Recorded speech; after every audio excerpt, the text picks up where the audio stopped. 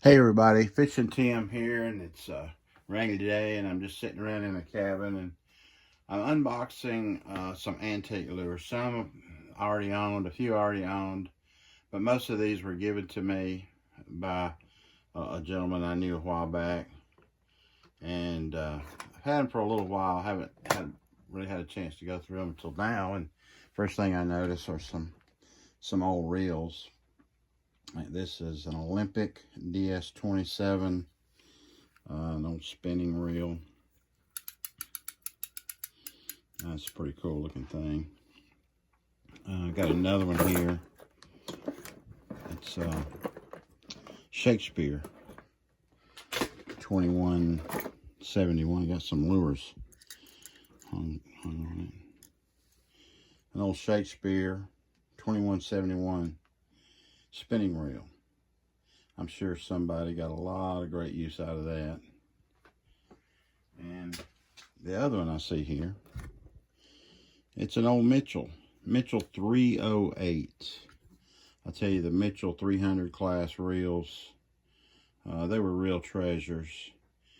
No telling how many of these Mitchell 300 class reels were sold. I remember buying a couple a long time ago, but here's one that's been held on to for some time. Mitchell reels, that was a great name, and spinning reels from years gone by. And then, as you can see, there's just a box full of antique lures, some not so antique. Some of them I already owned. One thing I want you to see, I picked this up in an antique store, and I just thought the box was cool. I picked this box up, this tube, and I thought it was neat. It was a couple of bucks in an antique shop. I didn't look inside till I got it home. When I got it home, I noticed this sheet of paper in there, and got to looking at it and realized it's an order form for a long time ago for some fishing lures, VIVIF fishing lures. And check out the prices. Check out the prices for some lures, what they cost back then. You get 4 lures for $5.95.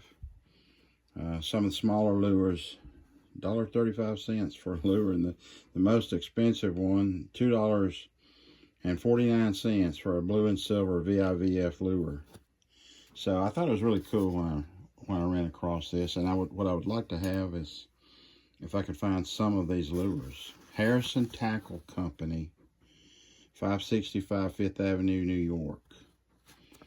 I would love to be able to find some of these lures, or one of these lures, and be able to display it in this tube that I picked up. But there's a lot of neat lures in here. One of them is mine. I actually used this lure back in college.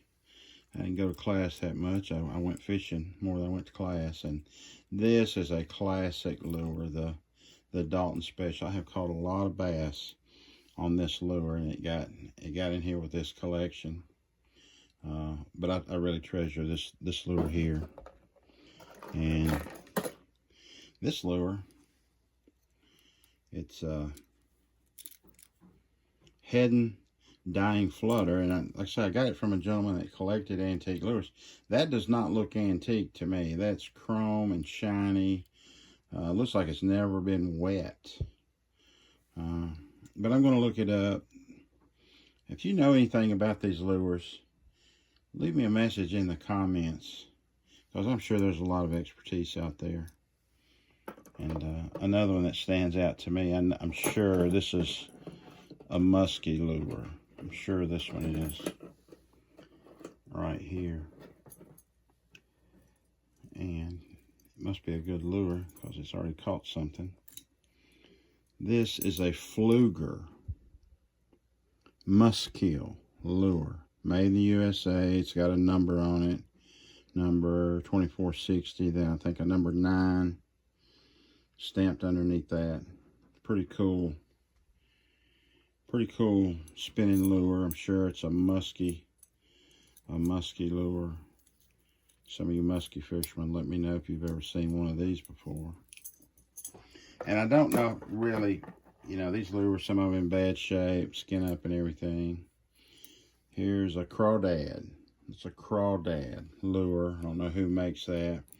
But if anybody out there knows how to maybe not really restore them, but clean them up a little.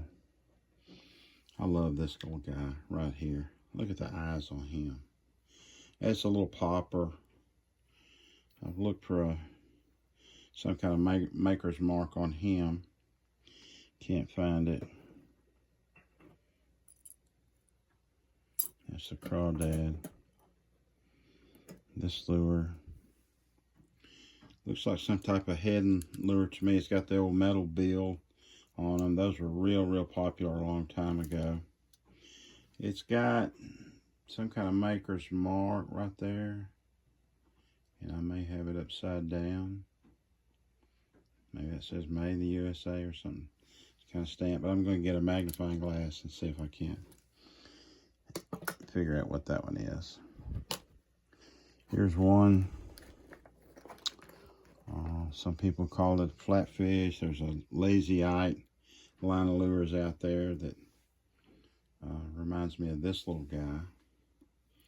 Check out the hooks. It's a little set of springs there on the bottom with two treble hooks coming off of it. So you would tie your line to the front right here and pull it through the water, hoping that one of those sets of treble hooks are gonna catch you a fish. So that's pretty cool too.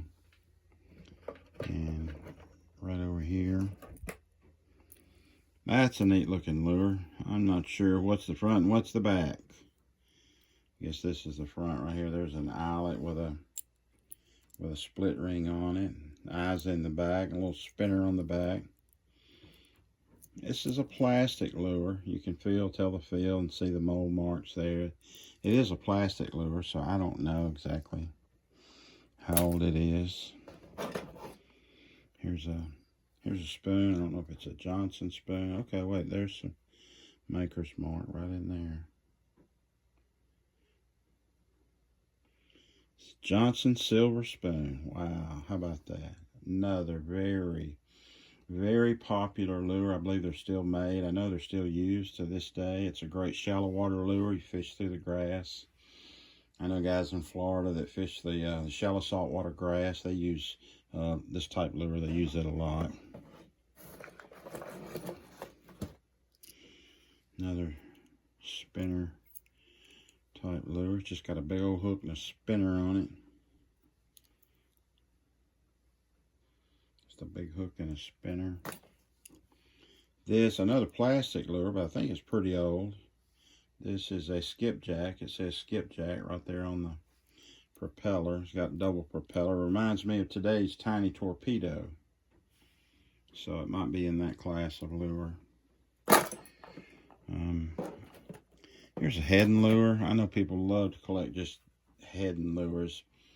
You know, some of the packaging, I'm lucky, I guess I still have the box for this lure. But I think some other plastic boxes are made of plastic worm or something. It got hot and melted. Melted the box. But there's a nice old heading lure. I'm not going to try to get that out of the box just yet. This right here. These two boxes have melted together. So, and you can see where this lure has gotten hot. And the paint's kind of blistered. It's a Bronco lure. Fresh or salt water.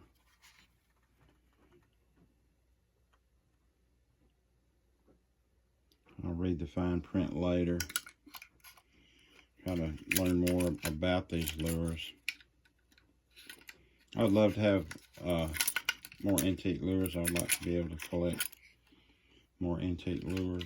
Something I may start doing since I was given these.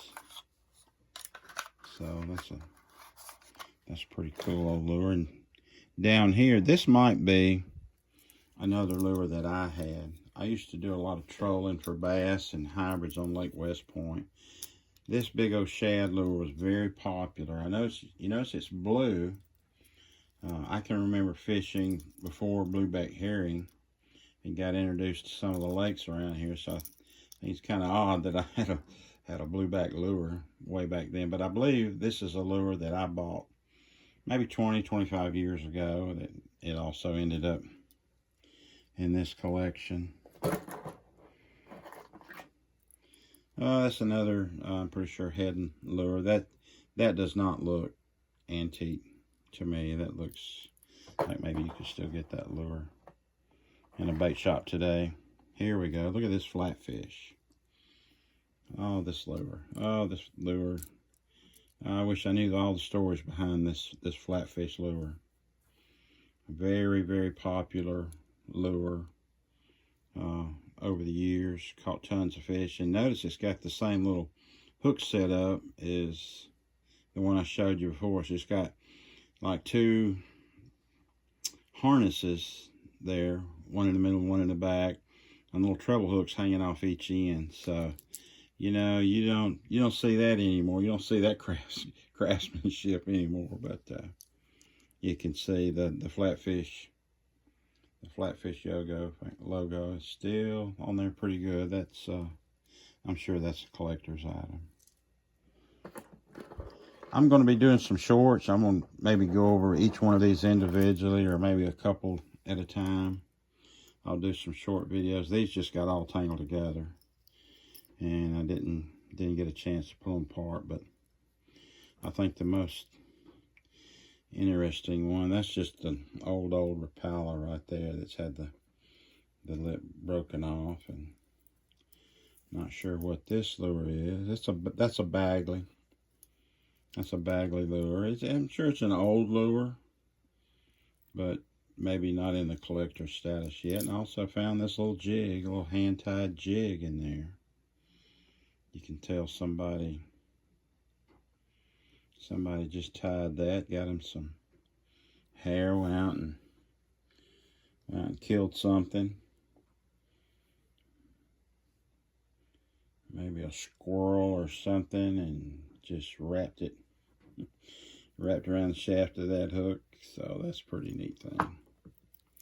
But I love this little red and white right here. It just, some little popper, you know, it just looks antique. It just looks like something from many years ago. So I love fooling with these lures. Love looking at them, learning about them.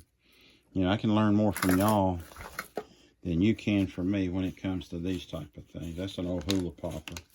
Skirt came up. That's, you know, maybe 1970s lure. What else have I got? Oh yeah, look at this nasty looking thing. I left him in the bag because I was afraid he'd bite me. This is a wicked looking thing. Anything with a weed guard is probably pretty old. You don't see many weed guards anymore. So that's a pretty cool old lure right there. Like I say, I wasn't sure about holding him. I thought he might bite me. But anyway, I'll be going over more of these individually. Also found this little box of split shot. That was cool. Ideal split shot. Some gentleman had that in his tackle box for no telling how long. So I'll be going over this stuff more individually.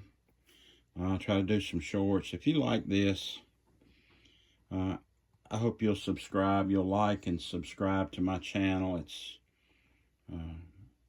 Lures, Lakes and More, Lakes, Lures and More. I hope you'll subscribe to my channel if you enjoy this type of thing, and fishing and some wildlife videos. I hope you'll like and subscribe to my YouTube channel. So thanks for watching, and like I say, we'll go over these more individually later. Thank you.